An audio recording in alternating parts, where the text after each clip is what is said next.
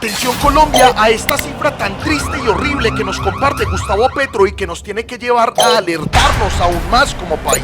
En el departamento del Cauca sí se está conformando algo como una especie de dictadura regional armada. Pero no es un problema de ayer ni de hace 1 o 2 años. Es una crisis histórica que ya vamos a ver cómo el gobierno la está intentando solucionar. A pesar de que las dimensiones del daño, parce, que esto está causando en nuestra nación son increíbles. Van 350 niños reclutados de los grupos indígenas. Los niños del Cauca se vuelven el escudo de los armados contra el Estado.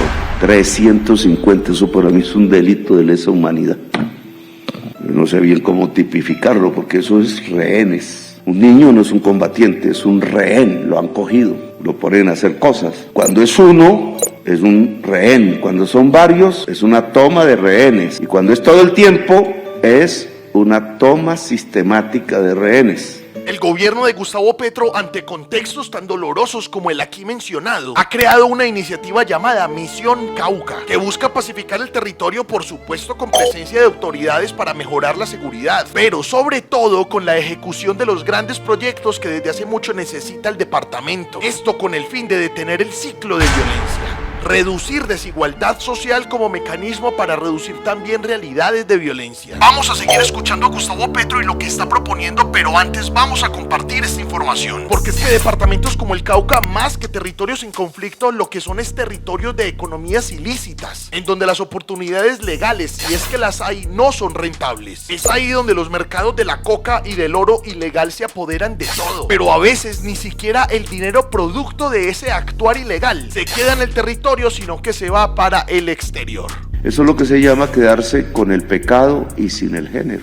Porque ¿con qué nos quedamos nosotros? Con armas, con bandas armadas, con conflictos entre bandas, con masacres, con la muerte de los jóvenes, jóvenes aquí, jóvenes allá. Los jóvenes son miembros del ejército, son los que andan en la trocha. Los jóvenes son los miembros de las bandas armadas, son los que andan también en la trocha. Los muertos en general son la juventud, el liderazgo social. Quien se debilita es la organización popular. Lo que se debilita es la democracia. Vamos cayendo poco a poco en dictaduras reales de gente armada. Y esas dictaduras reales de gente armada deciden qué hacer, qué no hacer, a qué horas acostarse, a qué horas no, qué cultivar y qué no, qué hacer con la vida. Cuando otro armado impone qué hacer con la vida de uno ya no vive en una democracia. Tenemos dictaduras de facto en la región. Eso ya existía antes, no estoy hablando de nada nuevo. Pero entonces, ¿qué es lo que debe hacer el gobierno? ¿Cómo actuar? ¿Cómo acabar con esas llamadas dictaduras de facto en los territorios? No solo con guerra como han hecho siempre, que contribuye a seguir con el ciclo, sino cortando el problema de raíz. Hay que tener en cuenta que en realidad está tan mal la situación del Cauca en este momento, que las disidencias de las FARC hasta dizque inauguraron un puente y entregaron maquinaria, y dicen que instalaron un peaje en el cañón de Micay. Obras como esta, ¿por qué terminan en manos de grupos armados ilegales? Aquí es cuando Petro empieza a dar respuestas y propuestas para cambiar esta realidad. Yo tengo ahí una propuesta. Las obras públicas en zonas, vamos a llamarlas zonas de conflicto, que en realidad son zonas de economía ilícitas, tiene que hacerlas el Estado mismo, no se pueden contratar. Si no, eso se condena a no hacer nada.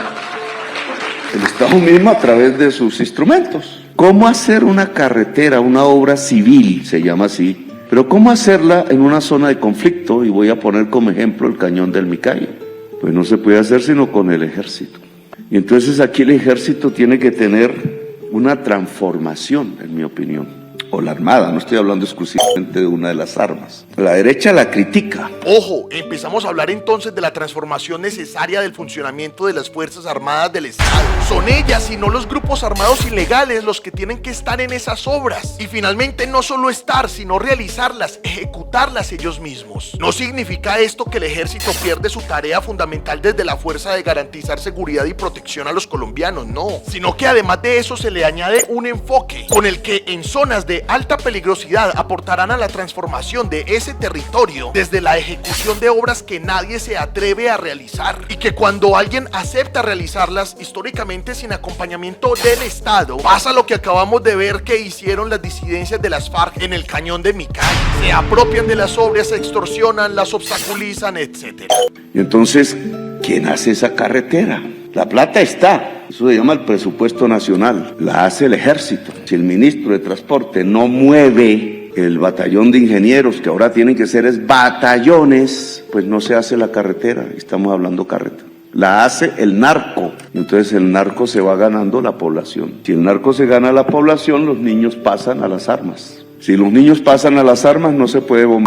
Es aquí entonces donde llega la propuesta de valor llamada el Departamento Social de las Fuerzas Militares. Claro está, yo creo que el gobierno nacional tiene que trabajarle con muchísima más velocidad, porque nos resta tanto tiempo de gobierno y hay muchas obras que deben agilizarse en territorios como el Cauca. Entonces a mí me parece que el ejército tiene que asumir aquí una responsabilidad, conjuntamente obviamente con el gobierno. El ejército es dirigido por el presidente de la República, que es desarrollar, le voy a llamar así, el Departamento Social de las Fuerzas Militares, que ya existe, porque antes se hacían cosas, generalmente poner puentes militares con un objetivo militar, pasar las tropas de un lado a otro cuando no hay la forma en un río o cuando se cayó uno de los puentes. Pero ahora me parece que tiene que tener una especificidad mucho más compleja, porque el Departamento de Obras Públicas de Colombia y de Trabajo Social de Colombia, transitoriamente, mientras dure el conflicto, tiene que asumirlo las fuerzas militares del país, con toda la asesoría del gobierno civil.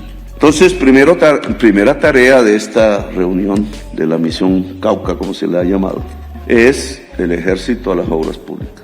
Porque los militares cuidan mejor la plata que los políticos. Algo que se intentaba hacer en La Guajira con los carrotanques, por ejemplo, era que las fuerzas militares administraran todo el trabajo alrededor del agua. Ya sabemos cómo el corrupto de Olmedo y otros de la UNGRED arruinaron ese trabajo. Ahora, ¿qué justifica con verdadera urgencia llevar a cabo con rapidez esta estrategia del Departamento Social de las Fuerzas Militares a nivel territorial con la especificidad que mencionó Petro y no a nivel nacional? Pues sencillo, que el conflicto ha mutado. Por encima de cualquier politización de la guerra que podría haber existido hace unos 20 años, hoy la única razón de la manutención del conflicto es el negocio que se deriva de él.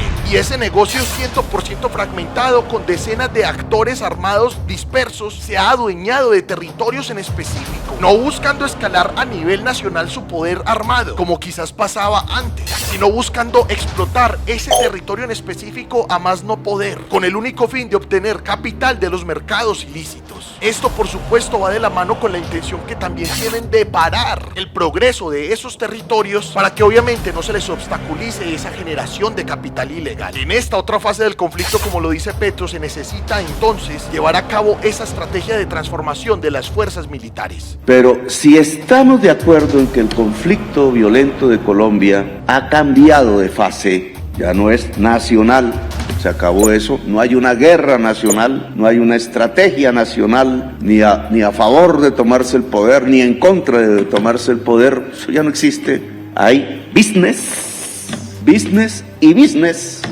Pues esos business cambian el tipo de conflicto. Indudablemente el problema fundamental que está determinando la violencia en el departamento del Cauca, que hoy por hoy se ha convertido en el más violento del país, es los cultivos ilícitos.